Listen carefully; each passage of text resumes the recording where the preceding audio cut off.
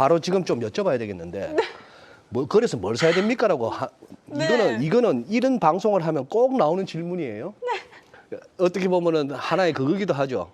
또 유머이기도 한데 네. 교수님께 이 질문을 갖고 이렇게 여쭤보겠습니다. 교수님 한 2만 불 드릴게요. 예. 테슬라 사실랍니까? 애플 사실랍니까?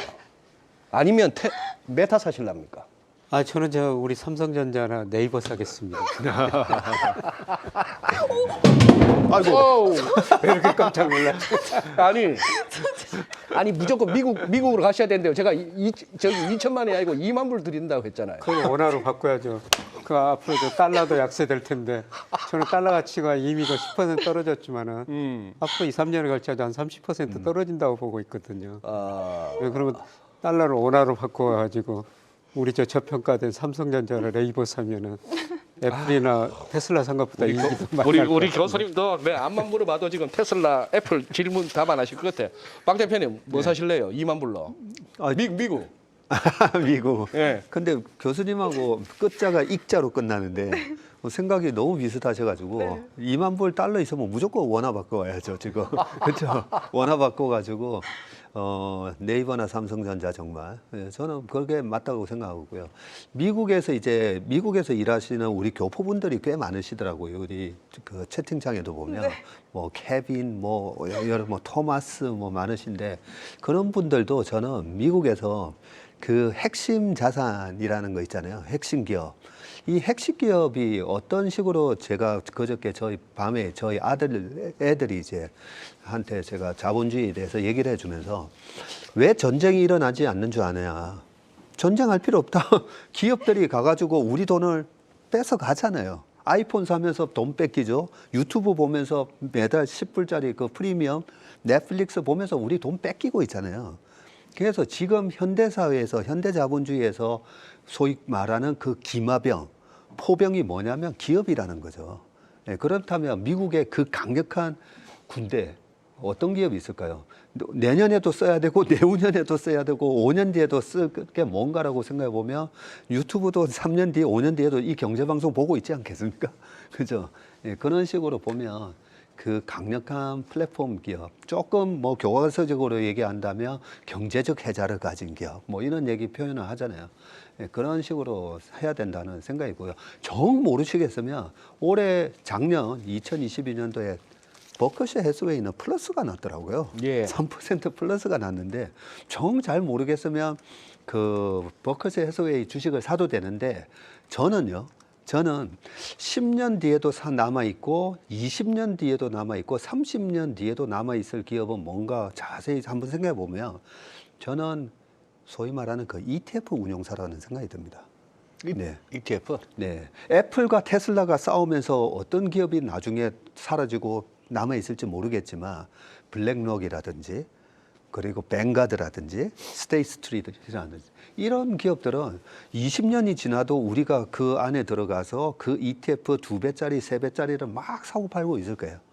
그래서 저는 우리가 금맥을 찾으러 가면서 옆에서 청바지를 팔고 있는 회사가 누군가라고 보니까 우리나라에는 증권사고 네, 미국에는 이런 자산운용사가 바로 이 청바지를 파는 기업이구나라는 생각이 듭니다. 그래서 저 같으면 블랙록 같은 기업, 네, 그런 기업도 한번 사볼 만한 것 같습니다. 블랙락. 네, 저 미국 애플 같은 거 굉장히 좋은 회사인데요. 네, 그런데 지난 주식시장 역사를 보니까 10년은 미국이 좋았고 10년은 이머징 마켓이 좋았고 이런 사이클이 장기적으로 예, 반복됐거든요. 예. 그래서 예를 들어서 2000년에 미국에서 IT 거품이 붕괴되면서요. 2000년에서 2009년까지는 저 S&P 500 월평균 수익률이 마이너스 0.09%였습니다. 주가 10년 동안 떨어졌다는 것이죠. 그러니까. 네, 그 당시에는 우리 주가, 중국 주가가 높았고요. 네, 그리고 2010년부터 2020년까지는 미국 주가가 제일 안정적으로 올랐어요. 네, 그런데 또 앞으로 10년은 저는 이머징 마켓이라는 거죠. 미국 주가는 제가 보기에 아직도 거품이 덜 해소된 것 같고요. 그래서 저는 돈이라는 게 눈이 있어가지고 늙어 수익률 높은 데로 이동하는데 이게 세계가 우리나라 자금 흐름도 보지만은 세계 자금 흐름 주간으로 발표하거든요. 예. 거기서 보니까 11월부터 이머징 마켓으로 돈이 더 들어오더라고요. 네, 그것도 아시아 시장으로 더 들어오고 있습니다.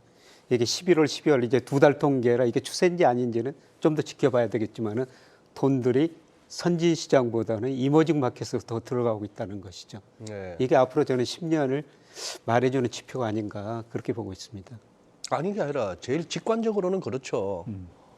아니 새해가 시작됐고 언제 나올지 모르는 급락 기다리면서 이거 현금 들고 있기보다는 그러다 결국은 자금 집행은 해야 되는데 그래 따져 보면은 저 러시아는 예외를 하더라도 은메달이 그냥 한국 코스닥이고 저 뭐 베트남도 한 뭐 예. 메달권은 아니지만 한 4, 5위 정도 되고 하락률이 그러면 그쪽으로 일단 돈 태우는 게 안전빵 아닙니까? 운용하는 측면에서. 네.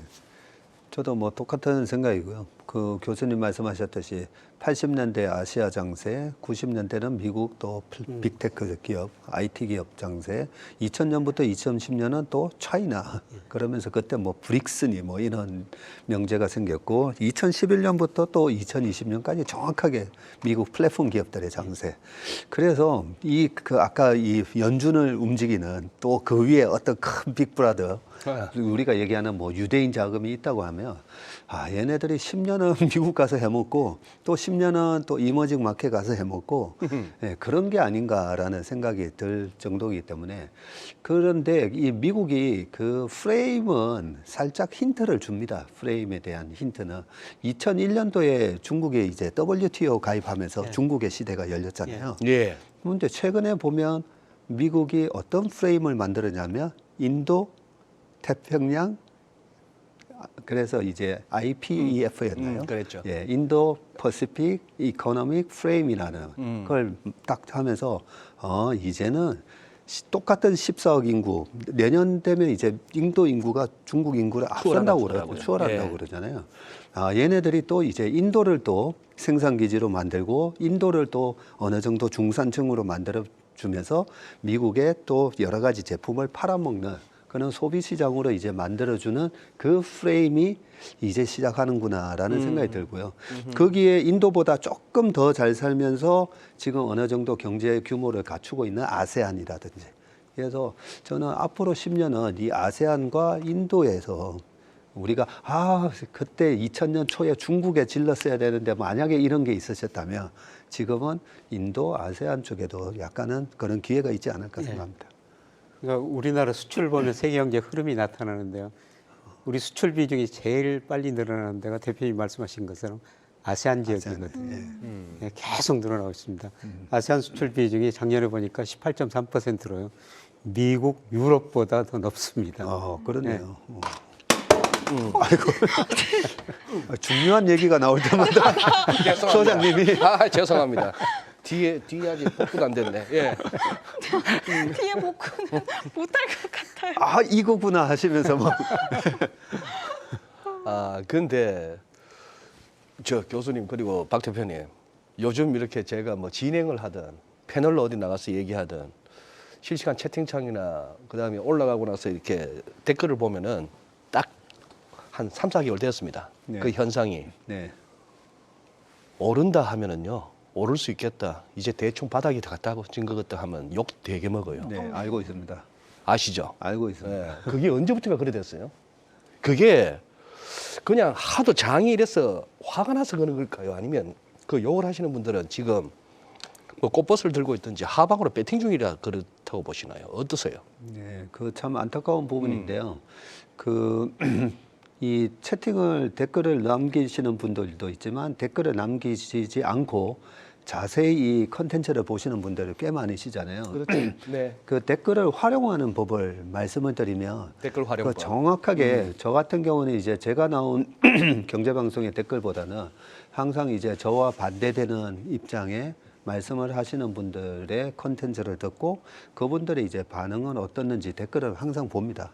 보면 거의 이제 이 댓글창의 분위기가 약간 이렇게 쏠렸다고 했을 때 그게 정확하게 반대로 갑니다. 시장은. 그렇죠. 예. 그 왜 반대로 가는지 제가 말씀드릴게요. 저는 교수님이 이제 88년도에 증권사 들어오셨다고 하셨고, 저도 94년도에 들어와서 한 20년 동안 몰랐어요. 네. 많은 사람들이 장이 좋다 하는데 장이 빠지고, 네. 많은 사람들이 안 좋다 하는데 올라가고, 좀 아직까지 모르시죠, 잘? 잘 모르겠어요. 네. 저도 한 20년 동안 몰랐어요. 네. 아니, 다 좋다고 하는데 왜 장이 빠지지? 다 주식을 다 사고 있었더라고요. 네. 모든 사람들이 다 사고 있으면 장이 오를 거야라고 자기한테 유리한 식으로 이제 전망을 하고요. 주식을 아니지, 여기서는 현금화 시켜야 돼, 여기서는 밑으로 배팅해야 돼 해서 포지션을 바꾸잖아요. 그러면 순간 이제 달라집니다. 아, 장은 빠질 거야. 그리고 장을 좋다라고 얘기하는 사람에 대해서는 저 사람 제정신인가? 이런 이제 반응을 하게 돼 있습니다. 그게 우리 인간의 본능이라는 거죠. 예, 그렇기 때문에 조용히 이제 이 경제 유튜브를 보시는 분들은 댓글이 너무 이제 쏠렸다 싶을 때, 예, 그리고 또 그게 감정적일 때, 네, 그러면 반드시 뒤로 가는데, 그게 주식 시장에서 나타내는 지표들이 있긴 합니다. 푸콜 레이쇼라는 게 있고요. 그리고 미국에는 빅스 인덱스라고 있지 않습니까? 예. 제가 오늘도 이제 우리나라 푸콜 레이쇼를 보고 왔는데, 푸콜 레이쇼가 지금 또 막 이렇게 풋 거래량이 엄청나게 많이 지금 거래된 지가 한 나흘 정도 되더라고요. 미국이에요? 아니요, 우리나라. 우리나라? 예. 우리나라. 아. 예. 그러면 풋에 대한 거래 대금이 콜보다도 1.5배나 더 많은 상황이 지금 나흘 동안 지속되면, 그게 바로 9월 말에도 비슷한 현상이 있었는데, 그러고 나서 시장은 또 쑥 들어올리고, 풋을 쥐고 떨어지는 거에 배팅을 한 사람들이 몰렸을 때 꼭 그 반대로 가는 현상이 일어납니다. 그게 이제 푸콜 레이셔에서도 나타나고, 빅스에서도 나타나고, 시티뱅크에서 나오는 피어 앤드 그리드 인덱스에서도 나타나는데, 댓글창에도 분명히 그게 나타납니다. 그래서 표현을 자유롭게 하시는 그 부분도 어떻게 보면 우리가 정보로 활용을 할 수가 있는데, 댓글의 분위기가 마치 피터 린치가 얘기했던 칵테일 파티 있잖아요. 네. 예, 칵테일 파티 효과랑 똑같다고 보시면 됩니다. 그때는 이제 유튜브가 없다 보니까 피터 린치가 이제 댓글을 볼 수가 없었었죠. 근데 만약에 그때 유튜브가 있었으면 피터 린치는 월가의 영웅에 틀림없이 그렇게 적었을 겁니다. 댓글창에 시장이 올라간다는 거에 대해서 욕을 하는 사람들이 많을 때 장은 바닥이고, 시장이 떨어진다는 사람한테 욕을 많이 할 때 시장이 상투다라고 아마 적었을 겁니다. 예, 저는 사실 아까 뭐 9.11 테러 말씀하셨습니다만, 9.11 테러 때문에 시장에서 이름이 알려지기 시작했습니다. 예, 제가 2000년 맞아요. 말에 예, 주가 전망하면서 2001년 9월에 주가가 급락할 것이다. 근데 우연히 9.11 테러가 터져가지고 주가가 코스피가 460까지 떨어지더라고요. 그래서 그때부터 근데 쪽집게 김영익 센터. 제 모델에 보니까 연말에 700이 나와요. 700 갑니다. 그런데 696까지 가더라고요. 예, 그런데 그 460까지 떨어졌을 때 이제 언론에서 뭐 다양한 인터뷰하자고 네, 오지 않습니까? 한 방송사에서 아낄래 지금 주식 파셔서는 안 됩니다. 사셔야 됩니다. 연말에 700 갑니다. 그랬더니 그 기자분이 뉴욕에서 3,000명 죽고 세계 경제가 이렇게 어려운데 어떻게 주가가 오를 수 있냐? 헛소리 네. 하지 마라. 네. 화난 표정이에요. 화가 났어. 예. 네, 그런데 그날 오후 3시쯤 되니까 다른 방송에 기자가 왔더라고요. 예.